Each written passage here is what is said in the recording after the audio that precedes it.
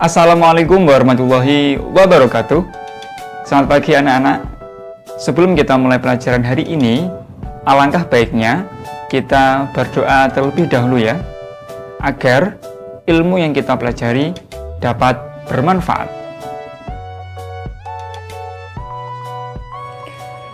Bismillahirrahmanirrahim.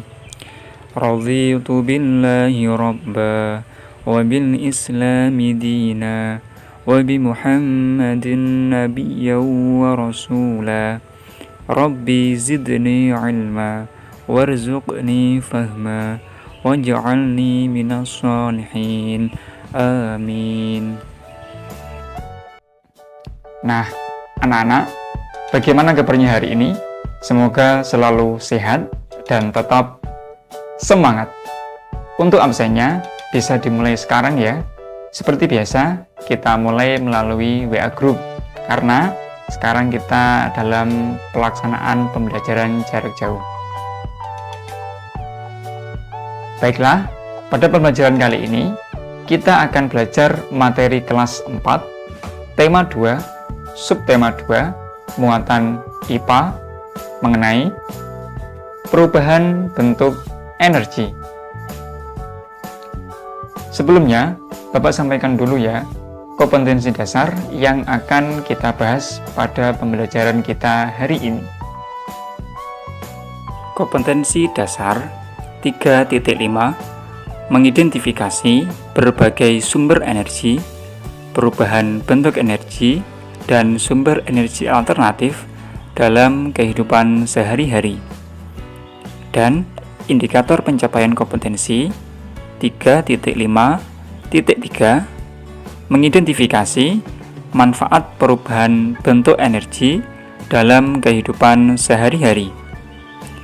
Kemudian, kompetensi dasar yang berikutnya adalah kompetensi dasar 4.5 menyajikan laporan hasil pengamatan dan penelusuran informasi tentang berbagai perubahan bentuk energi. Sedangkan indikator pencapaian kompetensi 4.5.3 menyajikan laporan hasil pengamatan tentang berbagai perubahan bentuk energi dalam kehidupan sehari-hari. Energi adalah kemampuan untuk melakukan kerja. Energi membantu hal di sekitar kita dapat berubah dan bergerak. Energi tidak dapat diciptakan. Energi tidak dapat dimusnahkan. Tetapi, energi dapat diubah dari satu bentuk ke bentuk yang lainnya. Selanjutnya adalah bentuk energi. Ada beberapa macam bentuk energi. Yang pertama adalah energi panas. Energi panas berasal dari sumber energi panas. Sumber energi panas terbesar yaitu matahari. Yang kedua adalah energi cahaya. Sumber energi cahaya terbesar yaitu matahari. Yang ketiga adalah energi bunyi. Energi bunyi dihasilkan oleh sumber bunyi, misalkan dari radio dan TV. Kemudian, energi listrik. Dalam kehidupan sehari-hari, kita sangat membutuhkan yang namanya energi listrik untuk menyalakan barang-barang elektronik di rumah kita, seperti lampu, dan untuk berbagai kebutuhan sehari-hari. Dan berikutnya adalah energi kimia. Energi kimia bisa berasal dari makanan yang kita makan, kemudian diolah oleh tubuh kita, sehingga akan menghasilkan energi. Kemudian, perubahan bentuk energi. Yang pertama adalah energi matahari. Energi matahari menghasilkan energi panas dan cahaya, lalu diubah menjadi energi listrik. Contoh pemanfaatan energi listrik yaitu pembangkit listrik tenaga surya atau biasa kita sebut dengan PLTS. PLTS atau pembangkit listrik tenaga surya mengandalkan sinar matahari sebagai sumber energi listriknya. Kemudian, yang kedua adalah energi air. Air dapat dimanfaatkan atau dirubah bentuk menjadi energi listrik. Contoh pemanfaatannya adalah digunakan sebagai PLTA atau pembangkit listrik tenaga air.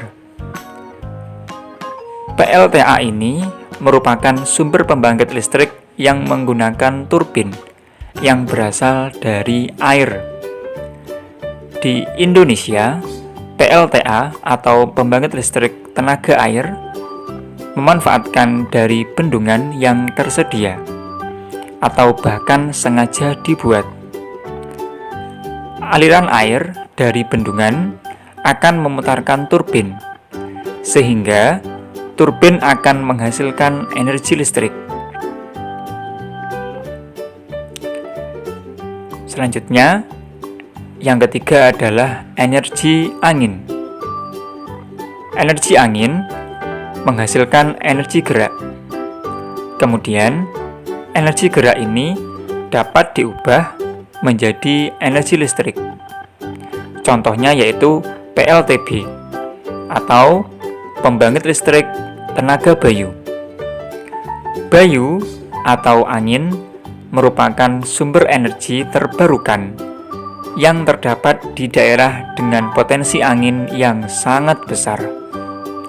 PLTB atau pembangkit listrik tenaga bayu mengubah energi angin menjadi energi listrik dengan menggunakan turbin angin atau kincir angin sebagai generator. Yang keempat adalah energi kimia. Energi kimia dapat diubah menjadi energi gerak.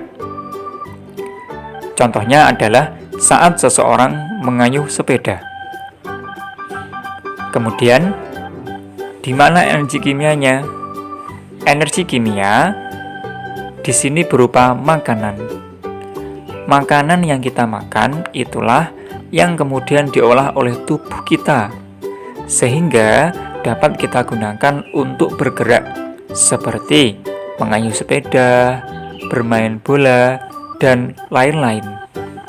Nah, proses pencernaan dari makanan sampai menjadi energi dapat kalian lihat pada gambar di video ini ya. Jadi seseorang itu bisa melakukan aktivitasnya apabila dia ada energinya. Dari mana energinya? Dari makanan yang mereka makan.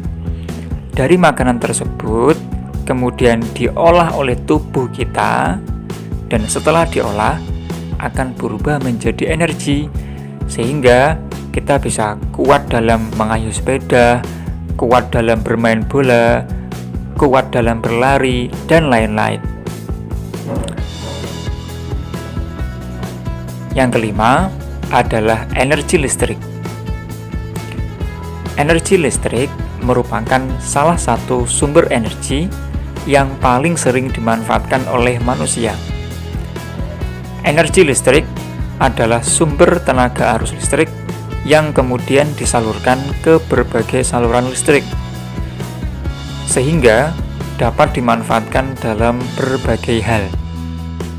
Contoh perubahan energi listrik sebagai berikut. Nah, energi listrik dapat diubah menjadi energi panas.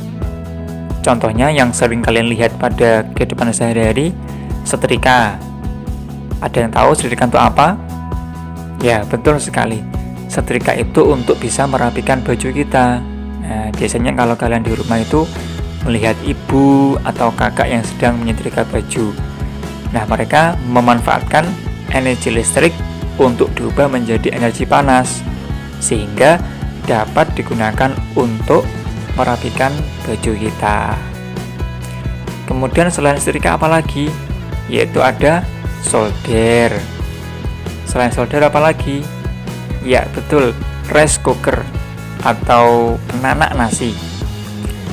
Berikutnya adalah energi listrik diubah menjadi energi gerak. Contoh yang dapat kita temui dalam kehidupan sehari-hari adalah kipas angin. Nah, kipas angin baling-balingnya bisa berputar itu karena ada energi listrik. Kemudian blender. Blender ini digunakan untuk menghaluskan berbagai masakan, biasanya untuk membuat jus atau mungkin untuk menghaluskan bumbu dapur dan sebagainya. Ini juga memanfaatkan energi listrik sehingga dapat menggerakkan blender untuk digunakan dalam kehidupan sehari-hari. Selanjutnya, energi listrik diubah menjadi energi cahaya.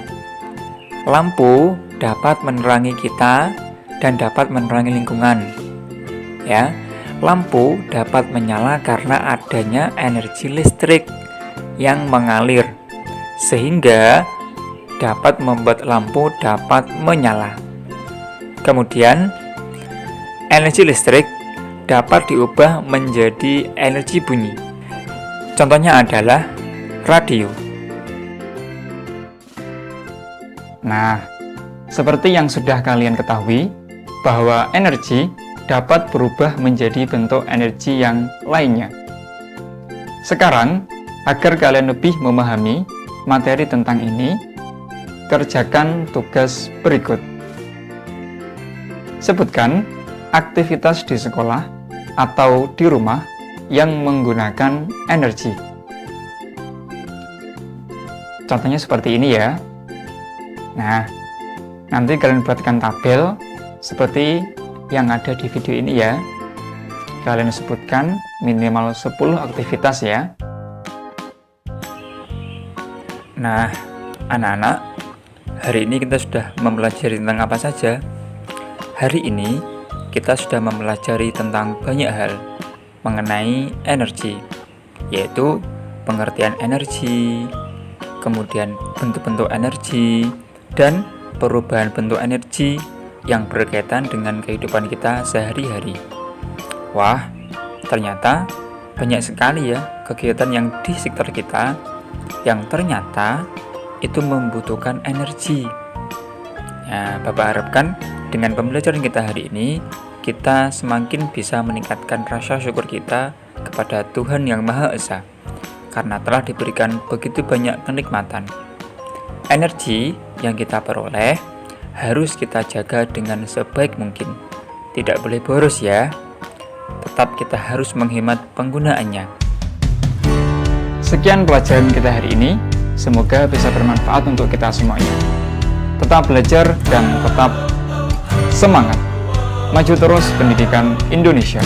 Assalamualaikum warahmatullahi wabarakatuh. Terima kasih.